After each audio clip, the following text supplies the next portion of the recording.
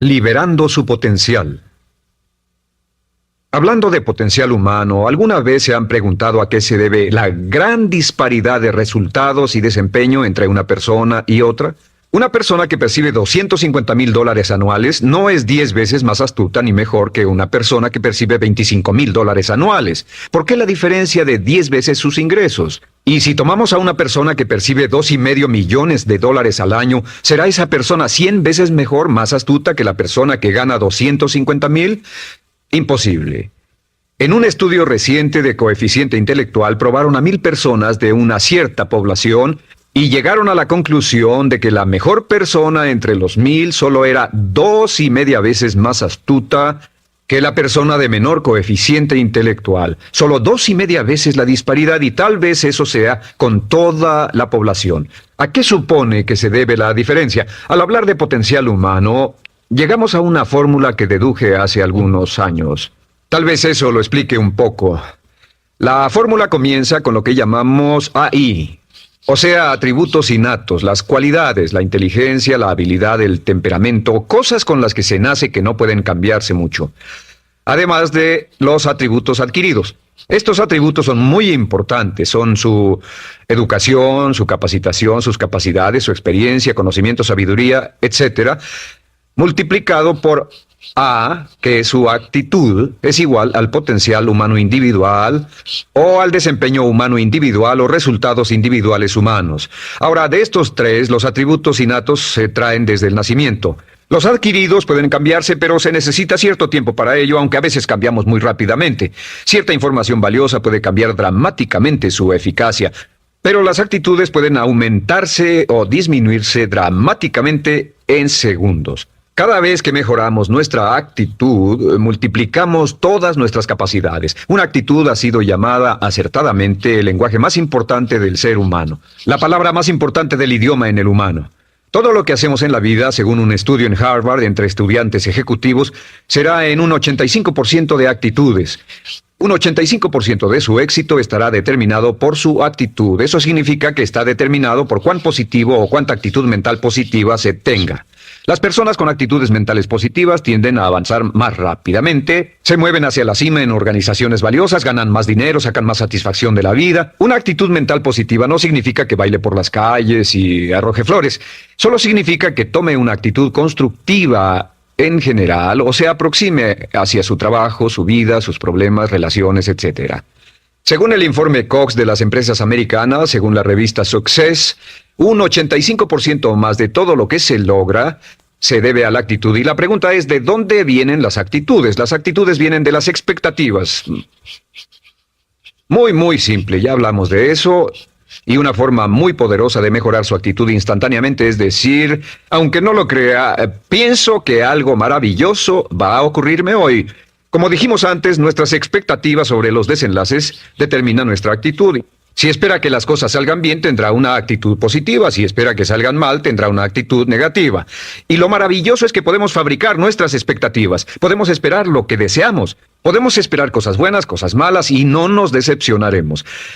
¿De dónde surgen nuestras expectativas? Nuestras expectativas surgen de nuestras creencias y de nuestros valores. Son el centro de los factores motivacionales de nuestra personalidad, nuestras creencias, y esto nos conduce a un entendimiento del potencial humano. Significa básicamente que nuestra actitud es una expresión externa de lo que está ocurriendo internamente, y esto es consistente con las leyes mentales. Con respecto a las creencias, cada uno de nosotros tiene muchas creencias en el fondo que los psicólogos llaman los conceptos propios. El concepto propio, o su descubrimiento, es considerado por muchos como el logro único y más importante para comprender el desempeño humano en el siglo XX. Yo estoy de acuerdo. El concepto propio es como, si queremos usar una analogía militar, el centro de mando. O si queremos usar una analogía técnica, es el programa central de su computadora básica. Es un grupo de creencias, valores, actitudes, sentimientos, ideas, etc., almacenadas en el fondo de nosotros y son el resultado de casi todas las experiencias que hemos tenido en la vida. Y algunos investigadores dicen que el concepto propio comienza a formarse aún antes del nacimiento, pero el concepto propio, una vez colocado, precede, predice y determina sus niveles de eficacia y desempeño en todas las áreas de nuestra vida. El concepto propio se convierte en el centro de mando o el programa maestro. El concepto propio de este grupo de creencias determina lo que dirá, lo que hará, cómo actuará, cómo se siente y reacciona, etc. ¿Qué significa esto? Significa que todas las mejoras en su vida externa, todos los cambios en su realidad comienzan con un cambio en su concepto propio. Les voy a explicar lo que significa. Esta es una gráfica muy simple. Hablamos de potencial humano y decimos que la persona promedio usa un 10% o menos de su potencial. Según investigaciones, tal vez es mucho menos. El Instituto Stanford Brain en Santa Clara, California, estima que tal vez se aproxime a un 2%. Seremos generosos y diremos que la persona promedio usa un 10%. Significa que en los mejores casos, la mayoría, como usted o yo, no usamos un 90% de nuestro potencial. Uno de los mejores filósofos, Oliver Wendell Holmes, dice que la tragedia de la persona promedio es que llegan a la tumba con su música aún por dentro. Aún están funcionando con mucho menos de su potencial total. Y esto es el potencial humano. Sabemos que existe una relación directa entre el potencial humano y el concepto propio. Pero como nuestros conceptos propios o nuestras estimaciones de nosotros mismos generalmente son mucho menores de lo que debieran ser, nuestro nivel de desempeño y eficacia también es menor. Sabemos que nuestro concepto propio es altamente subjetivo. ¿Qué significa esto? Significa que el concepto propio, lo que pensamos que es cierto sobre nosotros mismos, no está basado en la realidad, está basado en información que hemos tomado y aceptado como cierto, hasta el grado en que creemos lo que sea de nosotros mismos y se vuelve cierto para nosotros porque actuamos de una forma consistente con ello. Algunas personas que leen sus horóscopos y creen en horóscopos predicen su futuro. Hay algunas personas que toman la crítica y las opiniones de otros a quienes ni siquiera respetan y hacen suyas esas ideas, dando un resultado muy negativo. Lo que piense, lo que acepte como cierto, se vuelve cierto para usted. También sabemos que como adultos tenemos una variedad de conceptos propios. Tenemos un concepto propio de cómo vestirnos, cuánto pesamos, lo que comemos, lo bien que podemos hablar en público, qué tipo de padres somos, qué tipo de hijos somos con nuestros padres, qué tipo de esposo o esposa somos, qué tipo de amante, de conductor. Lo interesante de manejar es que todos los hombres tienen un concepto muy positivo con respecto a esto. Las mujeres no entienden esto, pero los hombres nacen con un genio inherente para manejar. Todos los hombres son choferes excelentes. Si no lo creen, todo lo que tienen que hacer las mujeres que están viendo esto es pensar en la última vez que trataron de corregir la forma de conducir de un hombre y recordarán que no obtuvieron buenas respuestas. ¿Cómo respondemos ante alguien que desafía nuestro concepto propio, sugiriendo que no somos las personas que pensamos ser? Estamos a la defensiva, nos enfadamos, nos irritamos, es difícil que nos traten. Tenemos un concepto propio de lo creativos que somos, lo inteligentes, lo rápido que leemos, lo bueno que somos en los deportes, y si practicamos una gran variedad de ellos, tenemos un concepto propio para cada uno de ellos. Tenemos un concepto propio de lo bien que cocinamos, de lo bien que educamos a nuestros hijos, de lo bien que limpiamos nuestra casa, los autos que manejamos, etc. Y también de lo que valemos por lo que ganamos. Es muy interesante saber que nunca ganamos más del 10% de nuestro concepto propio en ingresos. Nuestro concepto propio determina nuestro nivel de ingresos. Este nivel de concepto propio se llama zona de confort. Y aunque queramos más dinero, veremos que la tendencia humana natural de todas las actitudes es luchar por lograr entrar a la zona de confort y luego quedarnos ahí. Si ganamos un 10% por encima de nuestro concepto propio de ingresos, tendremos una necesidad imperante de deshacernos de ese dinero. Lo donaremos, lo gastaremos en forma extravagante y hasta lo perderemos si recibimos demasiado. Las personas que ganan la lotería siempre están quebradas a los 2 o 3 años. Queman el dinero porque ese dinero está más allá de su concepto propio. Si gana 10% o menos de su nivel de concepto propio, se descubrirá luchando, trabajará más duro, más tiempo, pensará en forma más creativa, buscará diferentes formas para aumentar sus ingresos o sus segundos ingresos. La única forma de mejorar cualquier parte de su vida, incluyendo sus ingresos, es aumentando el nivel del concepto propio de sus ingresos, comenzando a pensar en usted como si estuviera ganando más dinero. Si quiere bajar de peso, la única forma en que podrá lograrlo es pensando en que está delgado. Piense en usted mismo como una persona más delgada. Si quiere volverse una persona más popular, más amorosa, más feliz o más sana, comience a pensar una y otra vez en esas cosas hasta que se vuelvan parte de su nuevo concepto propio. Hablaremos de eso más adelante. Es una parte esencial de la programación de su mente hacia el éxito. Su concepto propio global está determinado por el promedio de sus conceptos propios en las áreas que considere importantes. Ahora, su concepto propio está formado de 3 partes críticas. La primera parte del concepto propio es el ideal propio. El ideal propio es la persona que más desearía ser, es su idea de lo que constituye un ganador, es su visión ideal de lo mejor que puede ser usted. Nada más, una de las cosas que sabemos de las personas con éxito es que las personas con éxito tienen ideales propios muy claros, ideales claros de quién quieren ser en el futuro. Las que no tienen éxito tienen ideales muy vagos. El número 2 es la autoimagen.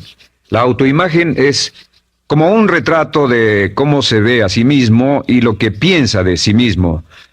La autoimagen es el espejo interno, es como se percibe a sí mismo ahora en su desempeño actual, en forma cotidiana. La tercera parte es su autoestima. Su autoestima es cómo se siente consigo mismo. Cómo se siente consigo mismo es la fuerza motriz, el motor, la fuerza poderosa dentro de su subconsciente. Es la fuerza de energía dentro de su concepto propio y determina casi todo lo que le pasa. La mejor definición de autoestima es cuánto se agrada a sí mismo. Cuánto se agrada a sí mismo como esposo, cuánto se agrada a sí mismo como empleado, cuánto se agrada a sí mismo como jefe, como inversionista, como orador profesional, como atleta, etcétera. Según se agrade a sí mismo, su nivel de autoestima, su sentimiento emocional global respecto a cualquier área de su vida determina su desempeño y su eficacia en dicha área. Lo sorprendente es que se convierte en lo que piensa, su concepto propio es maleable, su autoestima puede formarse repitiendo una y otra vez, me agrada mi persona, me agrada mi persona, me agrada mi persona. Me agrada mi persona, me agrada mi persona, me agrada mi persona. Entre más se repita, me agrada mi persona, me agrada mi persona, entre más lo repita una y otra vez, más crecerá su autoestima y entre más crezca su autoestima, más crecerá su concepto propio global. Cuando crezca su concepto propio global, su desempeño será mejor en todo lo demás que emprenda. Cada vez que diga, me agrada mi persona, me agrada mi persona, me agrada mi persona, me agrada mi persona, me agrada, será como bombearse psicológicamente. Todo lo que pase que haga que su autoestima suba hará que se comporte mejor. Todo lo que haga que su autoestima baje hará que se comporte peor, que cometa errores, que sea infeliz, etc. Un punto crítico de agradarse a sí mismo, sobre autoestima y agradarse a sí mismo, es que, número 1, nunca puede querer a nadie más de lo que se quiere a sí mismo. Que su nivel de autoestima es determinante de la calidad de relaciones que tenga con los demás. Y número 2, es que nunca puede esperar que nadie más lo quiera o respete más de lo que se respeta a sí mismo. Cuanto se agrade o se respete a sí mismo, determina sus actitudes hacia usted. Todas las escuelas de psicología actualmente están de acuerdo en el hecho de que depende de lo que usted realmente se quiera y se respete a sí mismo como un ser humano valioso e importante, tiene efecto sobre todo lo que le pase. Cuánto se agrade a sí mismo y lo que puede hacer es mejorar su autoestima diciendo me agrada mi persona, me agrada mi persona, me agrada mi persona, me agrada mi persona. Y esto nos lleva a la pregunta, ¿de dónde viene el concepto de autoestima? Y descubrimos que el concepto propio es maleable, puesto que no nace con este concepto propio, no nace con ninguna idea sobre sí mismo, no nace con autoimagen ni autoestima, nace en cierto modo como potencial propio. Es la mejor forma de plantearlo. La persona promedio llega al mundo como potencial puro. Y no tiene el concepto propio de que todo lo que es ahora, todo sentimiento que tiene, toda actitud o valor, tuvo que aprenderlo en el transcurso de su vida. También sabemos que el niño llega al mundo con una necesidad imperante de amor y contacto. Y como una gran cantidad de investigaciones lo indican, necesitamos mucho amor y contacto durante toda nuestra vida, pero en especial durante nuestros años de formación, porque de niños aprendemos quiénes somos, cuánto valemos, si somos importantes, inteligentes, amorosos, chistosos. Todo esto lo aprendemos por la forma en que nuestros padres nos tratan. Si nuestros padres, nuestros parientes, tíos o tías, en especial nuestros padres, nos tratan como si fuéramos realmente importantes, crecemos pensando que somos realmente importantes, pero si nuestros padres no lo hacen, pasa algo más. Sabemos que los primeros años de vida son los más importantes para el desarrollo del concepto propio, que un niño comienza a partir de cero. El niño nace sin saber quién es él o ella. Son sumamente valiosos el primero, segundo, tercero, cuarto y quinto años de vida. Algunos psicólogos pensaban que eran los 5 primeros años, pero ahora dicen que son los 3 primeros años. En sus 3 primeros años de vida el niño aprende quién es y dicen que si se les da suficiente cantidad y buena calidad de amor en los 3 a 5 primeros años, los prepara usted de por vida. Los coloca en una base sólida de autoestima y confianza en sí mismos, valor e importancia realmente. Existe una relación directa entre la calidad y la cantidad de amor y el desarrollo de una personalidad sana. Entre más amor, amor incondicional, reciba un niño en sus años formativos, más fuerte será la base de su personalidad. El reverso de la educación es que casi todos los problemas de psicosis, neurosis, perturbaciones de la personalidad y problemas de comportamiento surgen de los problemas que se tengan con el concepto propio. Ahora observemos a los adultos. Aquí está nuestra personalidad adulta. Si nos observamos, podemos llegar a reparar nuestras bases, por así decirlo, repitiéndonos una y otra vez: me agrada mi persona, me agrada mi persona, me agrada mi persona, y llevamos ese concreto reparador hacia la base de nuestra personalidad. Los niños necesitan el amor como las rosas necesitan la lluvia. Los niños que carecen de amor a menudo mueren por escasez de amor. Es una enfermedad llamada marisma. Ahora, ¿qué más sabemos sobre los niños? Sabemos que los niños llegan al mundo con dos atributos notables. El primero es que no sienten temor. Los niños nacen sin temores. No temen a nada excepto a caerse y a los ruidos fuertes. Y esto se expresa en sus actitudes: yo puedo. Los niños llegan al mundo pensando que pueden hacer cualquier cosa, y quien haya criado a un niño hasta la edad de 3, 4 o 5 años sabe que debe pasar esos primeros años evitando que se maten, porque son como pilotos japoneses, porque no le tienen miedo a nada. Su segundo atributo es que llegan al mundo totalmente espontáneos. Dicen lo que quieren, hacen lo que quieren, son totalmente desinhibidos. Totalmente. Ellos no temen hacer nada de lo que desean, y esto se expresa en su actitud: no quiero. No tengo que hacerlo. Si ha tratado de controlar a un niño, lo habrá visto. Lo primero que dicen cuando comienza a darle órdenes, lo primero que aprenden es: no tengo que hacerlo.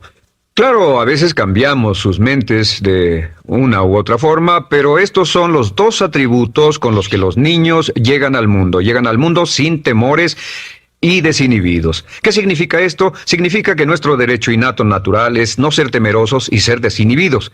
Y solo cuando podemos crear la misma situación en nuestra vida adulta, cuando no tememos y somos desinhibidos, nos sentimos a gusto con nosotros mismos. Las mejores organizaciones, las mejores compañías son las que crean un ambiente donde nos sentimos sin temores y sin reservas para ser nosotros mismos y para hacer lo mejor de nosotros. Al crecer, descubrimos que los niños aprenden de dos maneras. La primera es por imitación. Imitan a uno o a ambos padres, en especial al padre dominante. Algunas veces el padre dominante cambiará cuando crezca el niño, y a veces los niños imitan al padre, a veces a la madre, pero aprenden por imitación. Muchas características y hábitos que tenemos como adultos los aprendimos de nuestros padres. ¿Alguna vez ha tenido la ocasión de gritarle o reñirle a uno de sus hijos? Verá que le dice las mismas cosas que le dijo su padre a usted cuando era niño. Así que imitamos. A veces imitamos su caminar, a veces su forma de hablar, a veces imitamos sus valores, sus creencias, etc. Aunque esos valores y esas creencias no tengan ningún valor. ¿Por qué? Porque nuestros padres eran así cuando nosotros éramos niños. La segunda forma en que aprendemos es pasando de la incomodidad, lo que no se siente bien, hacia la comodidad. Freud llamó a esto el principio del placer.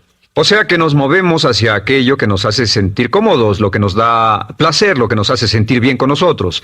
Nos movemos de la incomodidad hacia la comodidad. Así es como aprendemos a no mojar el pañal, por ejemplo. Sabemos que no es agradable caminar con popó o pipí en nuestros pañales. Vemos lo que hacen nuestros padres, vemos lo que nuestros parientes hacen y decimos: estas personas no hacen lo que yo. Así aprendemos a caminar y lo demás. Así que de la incomodidad hacia la comodidad.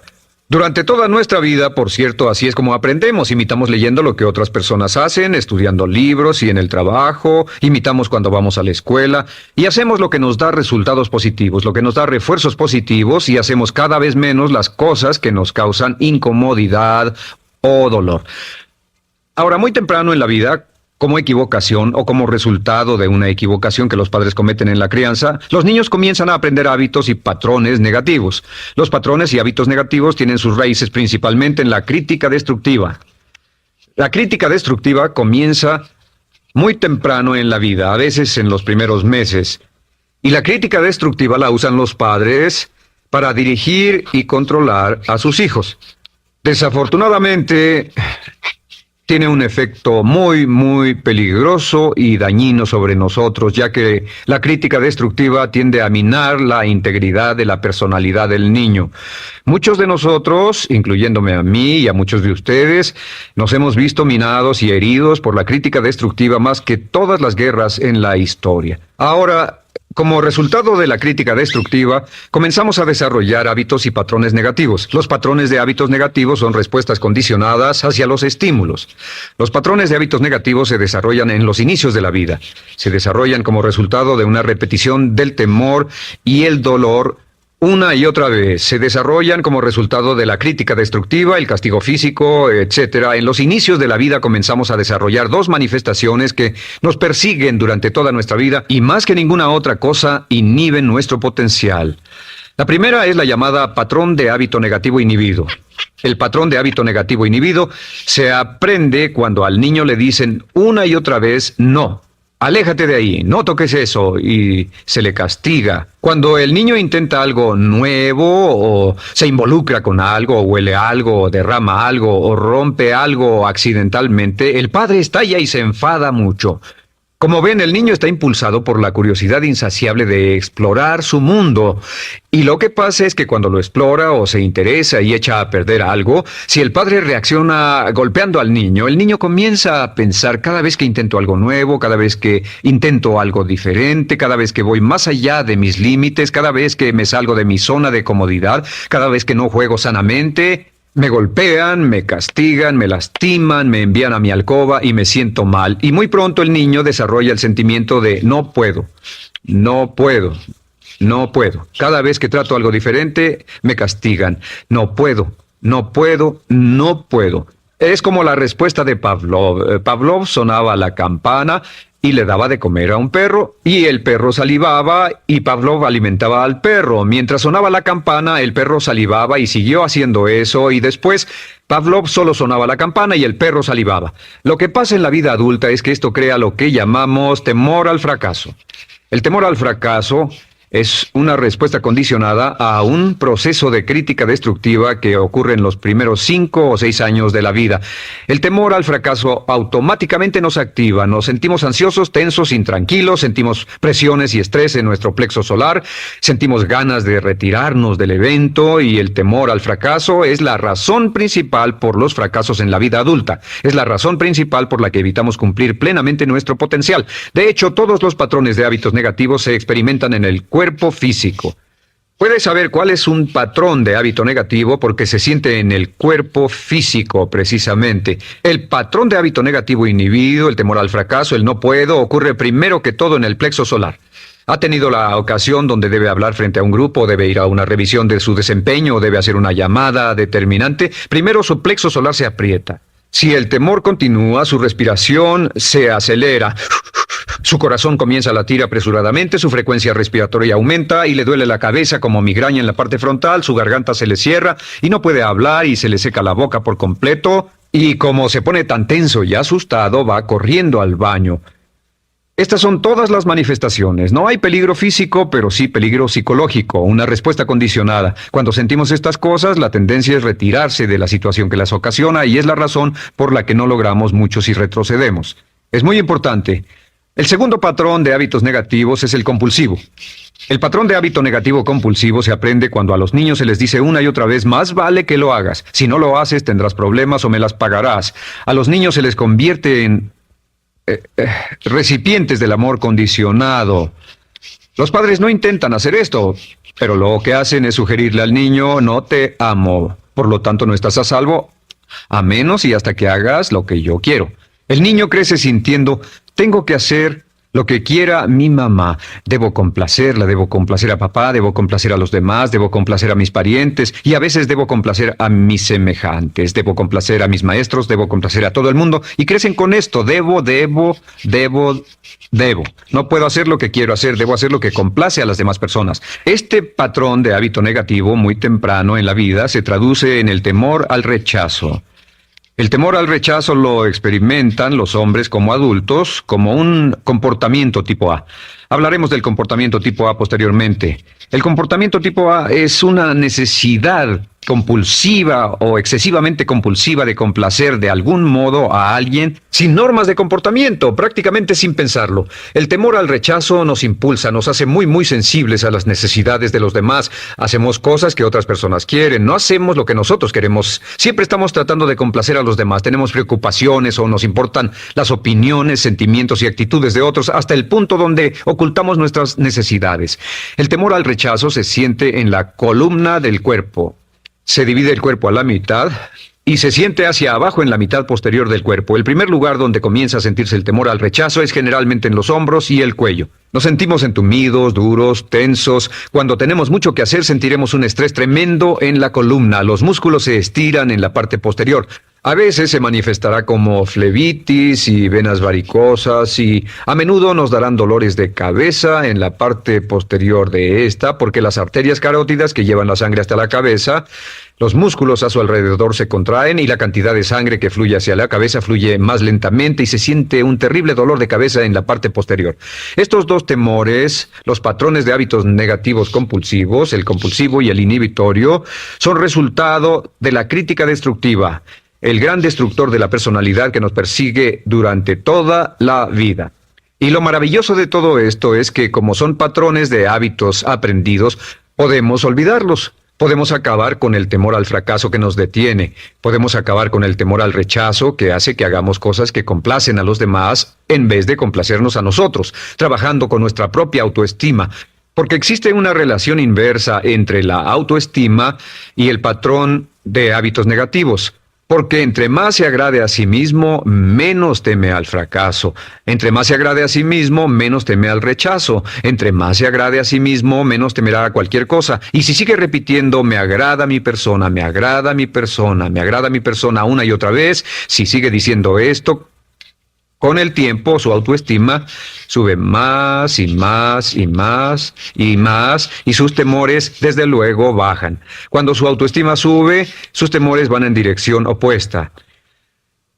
Ahora, ¿cómo enfrentar la crítica destructiva si debe criticar a otras personas? Pues eso es muy simple. Muchos padres nos han preguntado eso. ¿Cómo se controla a los niños? Una de las claves para controlar a los niños es dirigirlos para que hagan algo constructivo en lugar de hacer algo destructivo. Otra cosa que debe recordarse es que lo que quiere hacer es que quiere dar una crítica informativa, crítica constructiva, lo que significa que se les dice a los niños lo que pueden hacer o a los adultos lo que pueden hacer mejor. Todo el propósito de dar retroalimentación de cualquier tipo es mejorar el desempeño.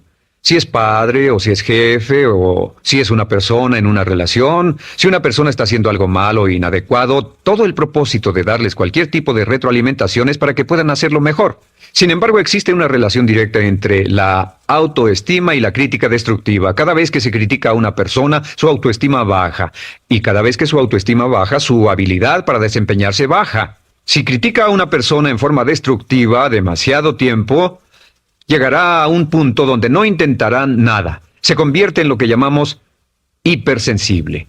Un adulto hipersensible es aquel que no puede aceptar críticas de nadie. Un adulto hipersensible es una persona que está muy tensa, ansiosa, si siquiera sugiere que no está haciendo lo correcto. Si trata con un adulto hipersensible, la clave es sentarlo y recordar 4 cosas. Número 1, comenzar con alabanzas. Número 2, proteja la autoestima de la persona a toda costa. Número 3, discuta el desempeño y no a la persona. Hable del comportamiento más que de la persona. Y número 4 es enfocarse hacia el futuro en vez de en el pasado. Enfóquese hacia lo que va a hacerse en forma diferente en el futuro en vez de lo que pasó en el pasado. ¿Por qué? Una razón muy simple, porque una persona no puede controlar el pasado. Al no poder controlar el pasado, cualquier crítica de lo que han hecho en el pasado les da un estrés tremendo y frustración. Así que, en resumen, la clave del éxito en la vida es una actitud mental positiva. Una actitud mental positiva se basa en expectativas de éxito, de una serie de expectativas positivas. Esa serie de expectativas positivas se basa en sus creencias y en su concepto de sí mismo. El centro de su concepto propio que determina su eficacia en la vida es su autoestima, y su autoestima se mide por cuanto se valore a sí mismo. Las dos cosas que nos frenan más que nada son el temor al fracaso y el temor al rechazo. Y uno de nuestros secretos centrales de éxito es este: Conviértase en un organismo generador de autoestima perpetua. Haga continuamente cosas para usted mismo, hacia sí mismo en su vida, que hagan que se agrade a sí mismo, que se ame, que se acepte, que se respete, que hagan que se sienta fantástico con usted mismo. Si es un jefe o un padre, no olvide que la clave para el máximo desempeño en su hogar y en su trabajo es hacer que las personas se sientan maravillosamente consigo mismas. Entre mejor se sienta consigo mismo y más se agrade, más probable será que logre que las personas a su alrededor lo quieran, lo acepten, lo respeten, se respeten. Y así se creará un entorno de rendimiento óptimo. Este es el punto de partida para los grandes éxitos y logros en la vida. Así que repítase una y otra vez: me gusto, me gusto, me gusto, me gusto, me gusto.